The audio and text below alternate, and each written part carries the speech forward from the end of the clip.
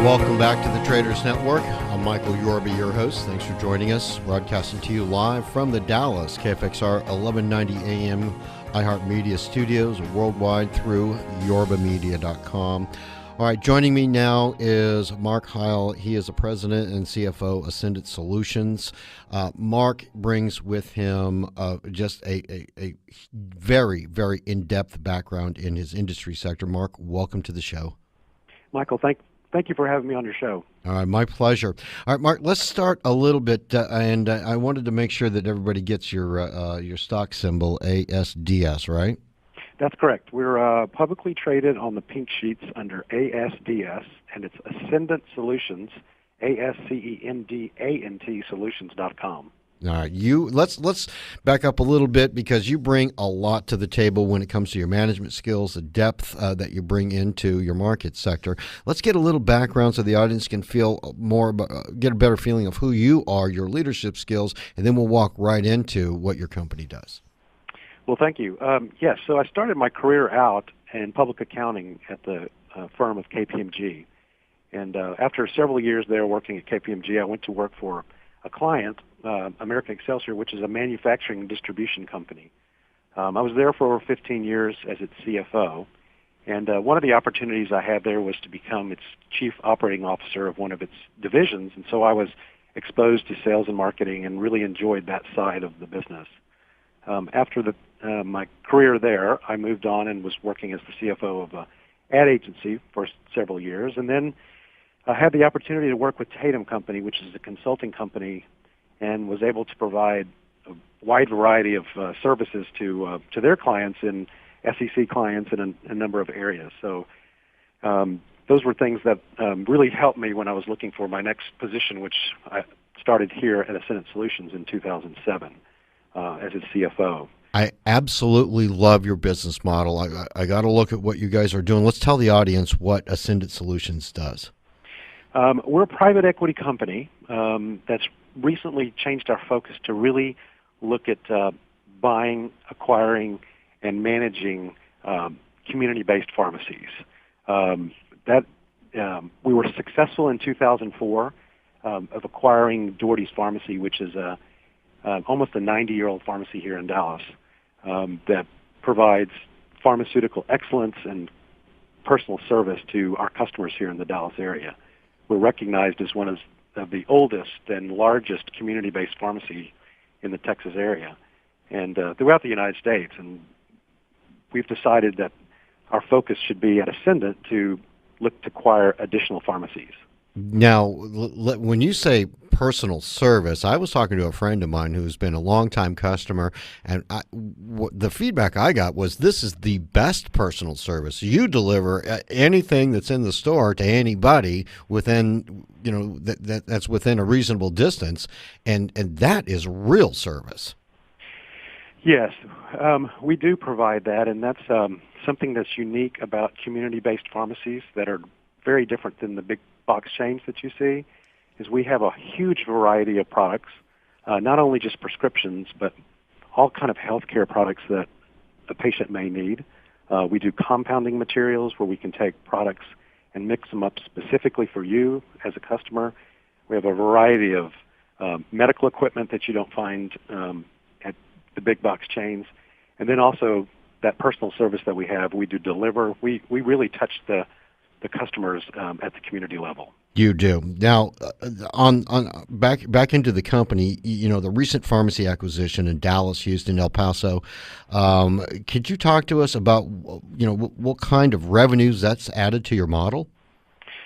Yes, we're anticipating that these three acquisitions that you just described, will add about 35% more revenue to us in 2015 than what we had in 2014. So over $14 million more in revenue.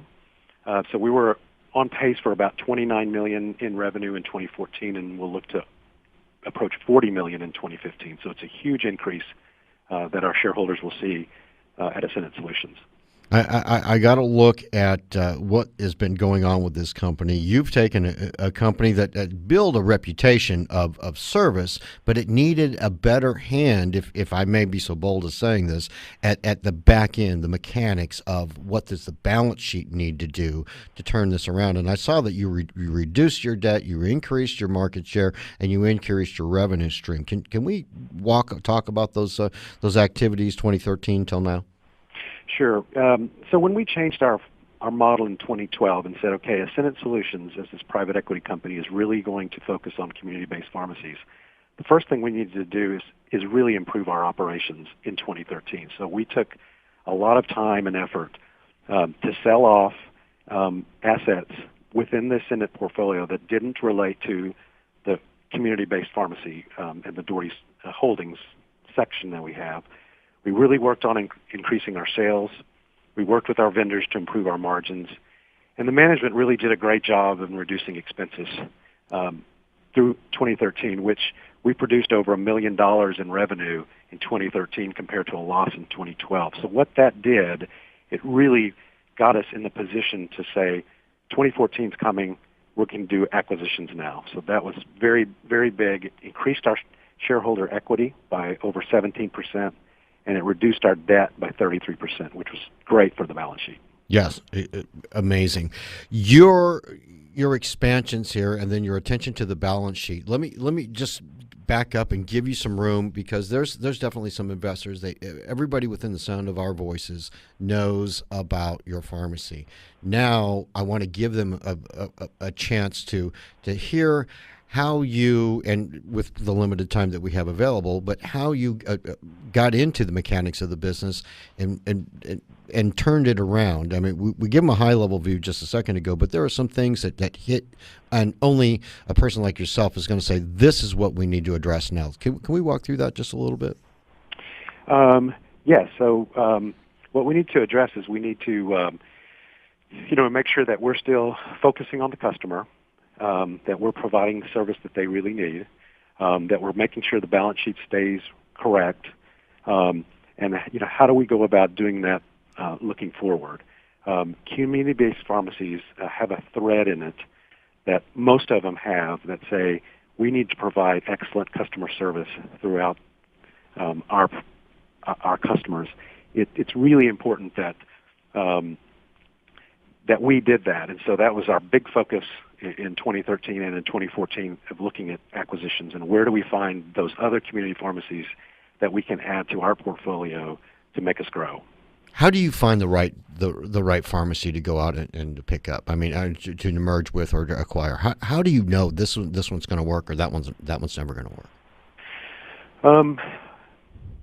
Most of them have a very common thread of this community-based feel in pharmacy. So we take a lot of time to analyze their balance sheets, their income statements, the product lines they have, working with their management to say, here's our model. We want to make sure your model fits with our model going forward. And that's how we really take a look at that, and we've been very successful in the three that we've done so far to make sure that they fit with us, their culture and our culture fit together, which is to take care of the customer.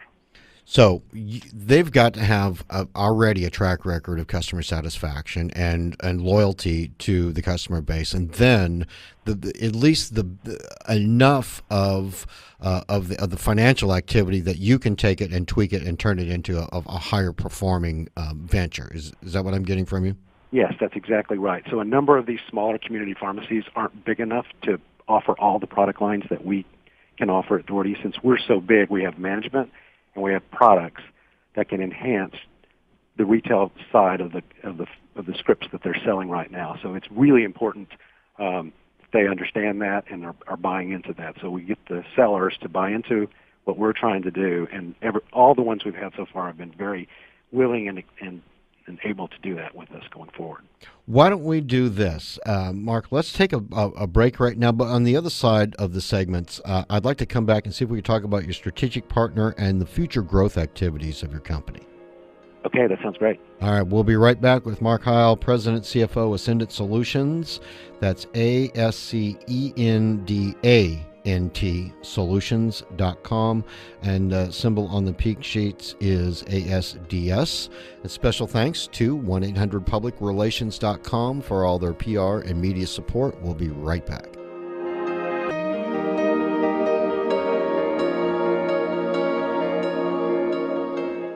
Take a look under your bed. Find stuff under there? What about jobs? No? Now try your basement. There's a pair of overalls that overall you're not so into anymore. A perfectly good laptop that hasn't seen your lap in months. And even more stuff. But still no jobs? Well, you really have both. See, stuff is defined as household articles considered as a group. Sometimes this stuff is no longer needed. Wait, no longer needed? That can't be right. Because remember those jobs you were looking for? Those are really needed. And they're the stuff inside your stuff. Even inside that winter coat that moved with you to Phoenix. Our job is to unlock those jobs. And it starts when you donate your stuff to your local Goodwill. Here's how we do it. When you donate to Goodwill, we sell your stuff to provide job training for people right here in your community. So just by teaming up with Goodwill, you help create jobs. And isn't that worth parting with the leftover keytar from your 80s cover band? Goodwill. Donate stuff, create jobs. Find your nearest donation center at goodwill.org. A message from Goodwill and the Ad Council. I'm Dr. James, founder of Diamond Physicians, a concierge medicine practice located in Dallas, Texas. Our Diamond 360 Advanced Physical Exam has been created for people like you who live a high-stress, fast-paced life. Every 40 seconds, someone in the U.S. experiences a life-changing heart attack or debilitating stroke. Negative stress tests and normal cholesterol levels do not exclude you. Half of all fatal heart attacks occur without warning. Diamond goes beyond traditional medicine with the Diamond 360 Advanced Physical Exam. Proven to prevent heart attacks, strokes, and diabetes. Contact Diamond now at 214-395-3491. That's 214-395-3491. Or visit our website at diamondphysicians.com to take the Diamond Challenge. If your Diamond 360 reveals perfect health, receive a full refund. Your loved ones will thank you. Texting while driving can be as dangerous as drinking and driving. Put your phone away. A message from the Texas Department of Transportation. Talk, text, crash. This is my car. I mean, it's nothing fancy, but it's nice. Gets me to work and to the mall, though it's kind of trash with all my stuff. I swear there must be 30 CDs laying around. And my workout bag. Oh, and my laptop. Like I said, a mess, right? It's perfect. But it's perfect for me. Good gas mileage, and once it's paid off, all mine. All mine. Hey, want to go for a drive? Let me get my purse. Just be a second. Just takes a second. Where you are, they are. Last year in Texas, car thieves stole roughly 100,000 cars and trucks and burglarized thousands more. They look for anything of value inside, or if you left your keys or failed to lock the doors. When you leave your vehicle, hide your things, lock your car, and take your keys. Remember, you hold the key. Okay, I'm back. And my car? Where's my car? My car. My. This warning from the Texas Auto Burglary and Theft Prevention Authority. Got a few bills in your pocket, and you hit a happy hour with your friends. Hey, man, grab a beer. Now, fast forward. Uh-oh. You just got a DWI, mano. Time in jail, up to $17,000 in fees and fines. Want to keep good times from going all bad? Happy hour tonight. Can I call you when I'm done to get a ride home? Line up a sober driver before you go out, because if you get a DWI, there's no going back. Drink, drive, go to jail. A message from TxDOT. Save a life. Warning, KFXR Dallas-Fort Worth, Talk Radio, 1190. And it's about time that we start putting up or shutting up as Republicans. Listener contention is advised.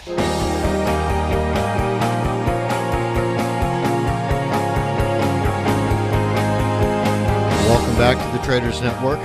I'm Michael Yorba, your host, broadcasting to you live from the Dallas KFXR 1190 AM iHeart Media Studios and worldwide through yorbamedia.com. All right, I'm joined on the show right now with a local hero, Mark Heil, President, CFO, Ascendant Solutions. They've got a immaculate business model, and they're really knocking the cover off the ball. Symbol on this company is ASDS.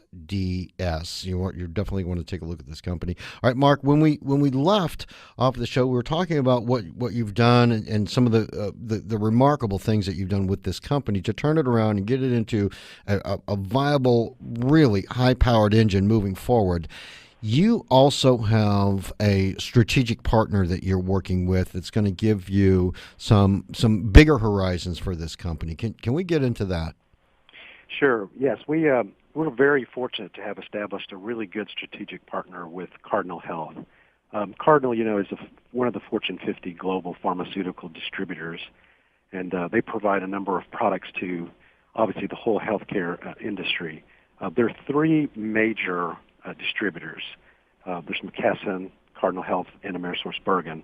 And for those that don't know, they provide the drugs to the majority of all the pharmacies in the United States. We've been very fortunate to team up with Cardinal Health. They provide us really competitive pricing as our wholesaler. And the thing that they do that's very unique is they assist community pharmacies as they are looking for transition. And they'll assist in helping to find buyers for those sellers that want to sell. And also they have helped in the financing of several of our recent acquisitions. So being able to have a person or company like Cardinal Health behind us really gives us a lot of power going forward. I can see that it does, and it also helps people who have, because many of these pharmacies that you're talking about, the local ones that have developed a relationship with their clientele, it also helps them in a transition out of their business and then into underneath your umbrella. Tell me about that. Yeah, that's exactly right. The majority of the pharmacies, these smaller community pharmacies, are owned by the pharmacist, and there's a big booming baby boomers that are coming up that at some point will need to sell their pharmacy, and since they've never worked on a transaction like that, they don't know where to go a lot of times for that transition. So Cardinal will assist them and say, okay, here's how you go about doing that, and here's what we can do to help you. So we've gotten prospects from Cardinal. They've helped with the financing, and they really do a good job of that transition when a pharmacy needs to sell. Are you going to stay in Texas with your your future growth activities, or is there other envelopes you're going to open? We would like to stay in the Southwest.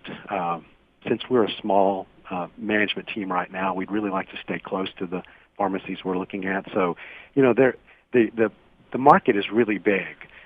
There's over 22,000 independent retail pharmacies in the United States. It's an $88 billion market, and there's over 1,800 independents in Texas alone. So we really think we offer a really beneficial exit strategy for these owners when they're looking to sell, not only for them, but also for their customers that they've cared for so long, and for their employees that they've provided for so many years. And we believe we as Doherty's in our acquisition model would really help them continue on their brand and their legacy instead of it being bought up by a big box pharmacy that's going to just close them down and move their scripts to their business. Isn't that usually what happens here? They come in, they bulldoze the building, and they put their own building back up, and then next thing you know, it's a completely impersonal relationship. That's exactly right. Unfortunately, a number of those situations happen where they come in and buy those companies. They just want the scripts. They don't want really the business. And so it really doesn't help their customers, and it really doesn't help their employees. But our model is different because we want them to continue on and be an independent community pharmacy. We want to give them support. We want to give them expertise and to be able to grow and to continue to care for their customers going forward as they've done for probably many, many years. Now, I know that one of the big things is client retention. And we're talking about the people that have built a relationship over years, in some cases generations, with these pharmacies, these local pharmacies. But the people that own them, and we've got about 3 or 4 minutes left in the interview. Give us a typical situation of what the pharmacist that owns this, maybe he's handed it down to his son or daughter, and their grandchild is starting to come in under this. How does that transition occur for those people that are looking to move on and do something different? Yeah, so if a pharmacist has done a good job of planning his exit, a lot of times he will have a family member that will take over, and they'll continue in the business. Unfortunately, in our economy, a lot of times the owner doesn't have a family member to take over. So then where does he go? How does he exit and still take care of that? And that's where we think we come in and play that role, where we can come in and assist him in that transition. let him work as long, or she work as long as they'd like to as a pharmacist, and then know that their business is going to be well taken care of and will continue on under the Doherty's direction, because we've been doing it in Dallas for almost 90 years, and that's the model we're going to use going forward with all the acquisitions that we do. Okay, so let's say the second generation in ownership of the pharmacy. I get the feeling, and I'm just flying from the seat of my pants with this, but I get the feeling that what you're doing is you're not only bringing in that second or third generation that's in the family business into a larger corporate structure that actually is going to teach them how to run their business in a better fashion and use some of these techniques they may have not been exposed to. Is that what happens? Yeah, that definitely could happen in this situation, because the big hindrance on a lot of independent community pharmacists is they have to not only be the pharmacist, but they have to run the company. So they have little time to really figure out how to grow the company in other areas that they're not comfortable with. And we can come in and show them all the interesting things and the different product lines that we've added to make us grow so much, and work with their second generation or with them to figure out how to continue to grow their pharmacy, be profitable, and be ready for what's going to come up next in the healthcare area. As a takeaway message, I think we've got about 3 minutes, maybe 2 minutes left in the interview. But as a takeaway message for those people who own the pharmacies, because the customer retention is obviously going to be there when you have a transition where the same people they've been used to seeing are still there. But the people that are looking to make this transition, what are the biggest things you think that they should be considering in the possibility of making a transition and having that first generation step out and merge or be acquired with your firm? Right. So what they really obviously would be looking for is the value. Are they going to get the value out of the transition, out of their business that they've built so hard? We think we can provide that value to them because we're buying at very competitive rates. The second thing is, are my customers going to be taken care of, and are my employees going to be taken care of? And we believe we're going to do that also, because we're going to continue on with their strategy they've had, being an independent retail pharmacy, instead of the big box, which is going to change it dramatically. So we think those two things are very important. We're hearing from pharmacists as we're talking to them and analyzing their business going forward. It sounds to me like you've got a niche market in there that is really not going to be that addressed by some of the larger Fortune 50, Fortune 100 companies that you're competing with. Yeah, that's correct. They have a great business, the bigger companies, but they have a model that's very different than ours. We provide really close customer service. We provide unique products, and we provide the things that the big box chains just don't want to provide. And we provide that, and most community pharmacies do that. So it's a very unique business that's been very profitable for many, many years. I want to put a personal note out about this and your business model and this transition that we've been talking about here, because the love of my life has been a lifelong customer of Doherty's, and I'm sure I'd mispronounced it. And she even went to school around the here in Dallas with some of the original owners, and she did not have any idea that there was a transition. And that's a testament to how smooth this transition was. She didn't even know it, and she grew up with these people. So, good work. Yeah, and that's great news, and I'm really glad to hear that, because that's exactly what we're trying to do, is to continue to see the same faces there, the customer service, the people that help you every day. Personalized medicine is very important. You don't get to see your doctor very often when you have a problem, but you do get to see your pharmacist just about every month when you go fill your prescription. And so we can provide that personal touch that you don't get from the doctors, and really glad to hear that she continues to see the same good service every time she comes into the pharmacy. Yeah, and that's really a testament to that. What you're telling the listening audience is absolutely true, every bit of it, that your transition process works so smoothly, nobody even knows the difference, and they still have, as a matter of fact, your location here on Preston and Royal is the first place she thought of when I needed to go pick something up. So I just want to say thank you for a job well done, Mark. Well, thank you so much, and really appreciate you having me on your show. Anytime. All right, it's time for us to close, but I want to thank you for being on the show, and we'll talk to you really soon. Thank you so much. Have a great day. My pleasure. Mark Heil, President, CFO, Ascendant Solutions, and ASCENDANT Solutions.com. Symbol on the pink sheets, ASDS. And special thanks to 1-800-PublicRelations.com for all their PR and media support. We'll be right back on the other side of this break with John Nichols, Chairman of Vistage International, CEO coach to the best CEOs across the country. Well over 15,000 CEOs.